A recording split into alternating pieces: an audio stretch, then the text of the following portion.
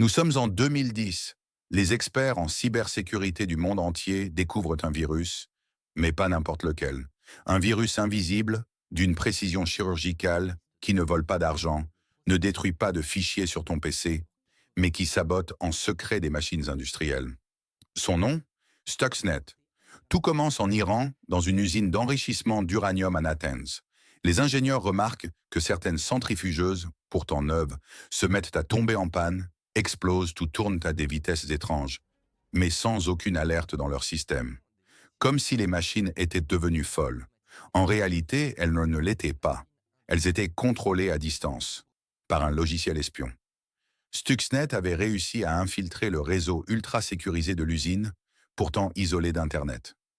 Comment? Par de simples clés USB laissées par hasard à proximité des ingénieurs. Dès qu'elles étaient branchées, le virus se propageait comme un fantôme.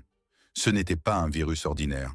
Stuxnet exploitait 4 failles inconnues de Windows en même temps, du jamais vu à l'époque. Une fois à l'intérieur, il s'attaquait aux automates industriels Siemens, modifiait leur comportement, tout en affichant de fausses données aux opérateurs.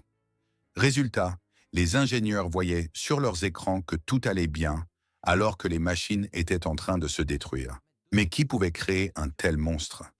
Les analyses révèlent que Stuxnet était si complexe, si précis, qu'il ne pouvait venir que d'un État. Très vite, les soupçons se portent sur les États-Unis et Israël, dans ce qui semblait être l'opération secrète Jeux Olympiques, une cyberattaque visant à ralentir le programme nucléaire iranien, sans lancer une seule bombe. Au final, Stuxnet aurait détruit près d'un cinquième des centrifugeuses iraniennes avant d'être découvert. Une réussite militaire numérique, mais aussi un avertissement, car Stuxnet a prouvé que des lignes de code pouvaient causer des dégâts physiques massifs dans le monde réel. Depuis, les experts craignent le jour où un virus encore plus sophistiqué ciblera nos centrales électriques, nos réseaux d'eau ou même nos hôpitaux.